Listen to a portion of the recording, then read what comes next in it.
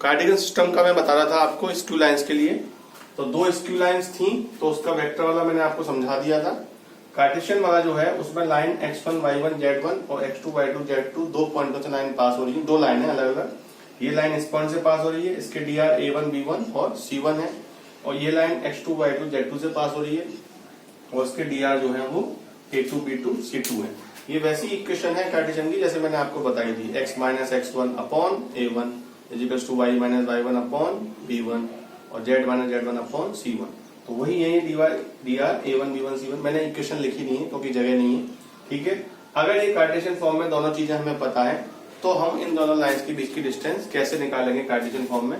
Shortest distance between the lines x2 minus x1 y2 minus y1 z2 minus z1 a1 b1 c1 a2 b2 c2 काय में ये determinant है पूरा, ये mod नहीं है, डिटरमिनेंट है। डिटरमिनेंट की वैल्यू आप निकाल लेंगे सॉल्व करके, और नीचे दिया हुआ है अंडर रूट के अंदर b1 c2 minus c1 b2 का square, c1 a2 minus a1 c2 का square plus a1 b2 minus b1 a2 का स्क्वायर रूट के अंदर। ये सब प्लस वाली टर्म है। फिर इस पूरे का मॉड है।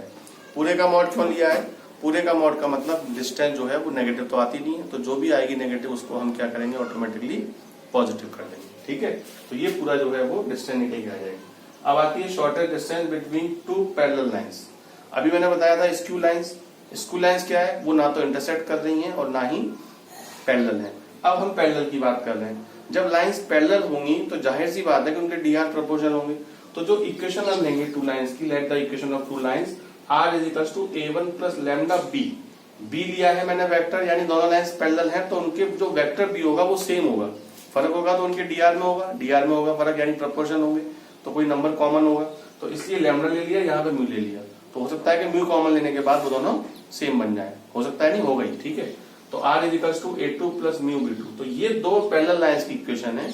वैसे भी याद रखें वेक्टर फॉर्म में पैरेलल लाइंस अगर होंगी तो उनका जो बी होगा वेक्टर वो सेम होगा। अगर सेम नहीं भी है तो उसमें कुछ कॉमन लेने के बाद वो सेम बन जाएगा। तो shortest distance is equals to b dot a2 minus a1 का डॉट अपॉन मॉड b, ठीक है। तो b वेक्टर हो गया, a2 माइनस a1 वेक्टर है ये आपका, और मॉड b। ये शॉर्टेस्ट डिस्टेंस का फॉर्मूला आ गया कब? जब दोनों जो लाइंस दी हुई है वो कैसी दी हुई है, पैरेलल लाइंस है, ठीक है। इसके बाद जो है ये यहाँ पे क्रॉस है बेटा, डॉट नहीं है, b cross a2 minus a1 upon mod b, ठीक है। इसके बाद भी कुछ चीजें जो है वो एक्सरसाइज में अलग से आपको थोड़ा सा दिमाग लगा के करनी पड़ेंगी, तो उसको समझते जाएंगे, समझाते जाएंगे, कराते जाएंगे, ठीक है।